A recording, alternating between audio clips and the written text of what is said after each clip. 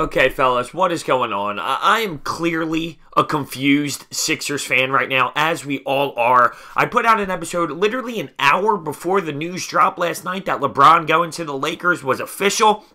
And I was discussing, this is what the Spurs want. 3 first-rounders and 2 players. I said, do it, do it, do it, because we can go get Kawhi. And then LeBron would be like, oh, wow, they got something special over there in Philly. And it gave us an opportunity to go grab him.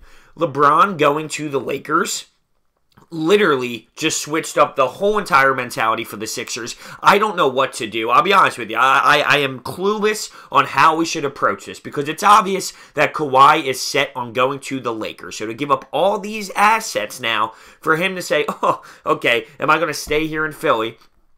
Or am I going to go join LeBron after that 1 year of that contract and go play in LA where he wanted to play anyway? And now that the fact that LeBron is there, it's an easier option without a doubt. Without a doubt.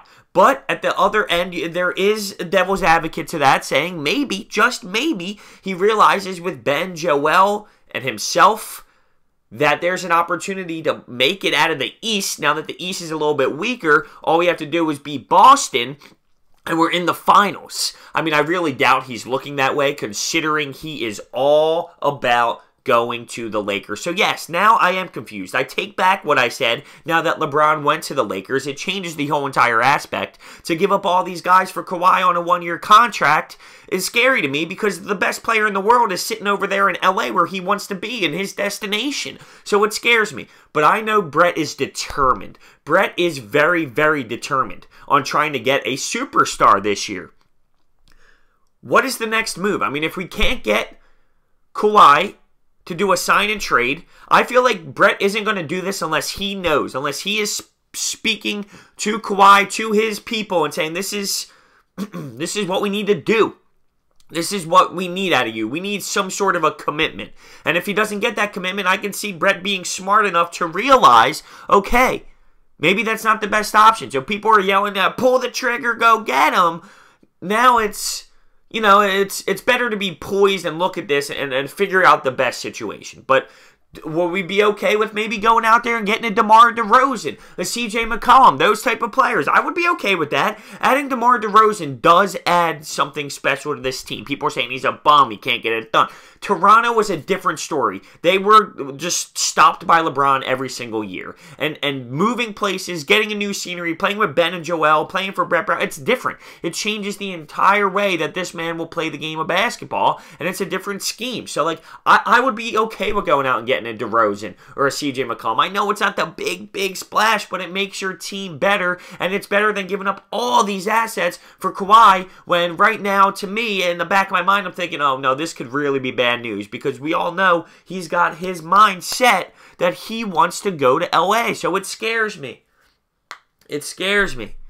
You know, there's so many things going on right now, and what sucks is the power in the league. I mean, you have Windhorse come on ESPN today and say, you know, if his destination is really LA, all he's got to do is tell people he's not re-signing, he's not playing no matter where he gets traded, because that's where his destination is. And then the Spurs have their hands tied behind their back because they have to trade him to LA because they're not going to get anybody for him from other teams if those teams know he wants to go to the Lakers. So it's crazy that the players have that type of, you know, and that questions my thought process on what type of character this guy really is. Now, I'm not saying he 100% is going out and doing that, but there's a possibility he does that because it's the NBA and that's how it works, which is insane, but that's just how it is. So, you know, there's a lot to think about now. You got to take a step back. LeBron going to the Lakers literally changed the entire way the Sixers have to go moving forward. And it's tough. It's tough to sit back and relax and say we do strike out, say we don't get anybody new. But by the way, may I add that we still have holes to fix right now with our bench. JJ Redick hasn't signed yet. Ersan Ilyasova left and Marco Bellinelli left. Now people are saying it's good that Bellinelli left because of defensively he's not the best. That's fine. I get that. In one matchup against the Boston Celtics in the playoffs, yes, we showed our lack of, you know, being able to defend that type of athleticism. But he still is a key piece to this team and a great bench player. So I feel like right now, where we stand right now on this date, we're a worse team. We're a worse team because we don't have the depth off the bench. You know? And that's a problem. So we need to make a move. We need to make a splash. Our eyes were set for destiny this offseason, and it looks like we're not getting it. So people are a little upset, and yeah, I'm one of them.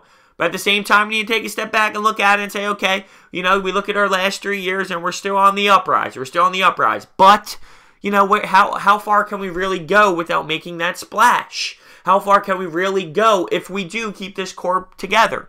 Eastern Conference Finals, lose to the Celtics. If we do somehow end up beating the Celtics with a healthy Kyrie and Gordon Hayward coming back to that squad and we go to the finals, are we even relatively close to what the Warriors, Houston, Lakers have?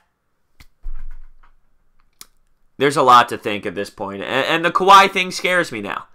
The Kawhi thing scares me because I really did believe if we landed Kawhi early, you know, LeBron's sitting over there saying, damn, all right, Philadelphia. But, you know, that changes everything. Because we all know that Kawhi wants to go to Los Angeles. We all know that having LeBron James in LA makes it an even easier decision. So to trade up all these assets, there's a reason why the trigger hasn't been pulled yet. There's a reason why we didn't go out and get Kawhi yet. Right? I think it's pretty simple that Brett Brown's maybe sitting over there saying, this might not be worth it because my man's not going to come back and sign. And that's an issue. So we got a lot of things to worry about right now. Bench, Kawhi, making the splash. Do we get DeRozan, McCollum? Do we stay put? I'm a confused Sixers fan. There's a lot running through my mind right now. I want to know what's going through your mind. Hit that thumbs up button, subscribe, comment down below with your thoughts and opinions. I mean, I'm just confused. There's a lot to worry about right now. There is. But at the same time, there's not. That's what I'm saying. I don't know. Thank you guys for watching. I'll see you next time.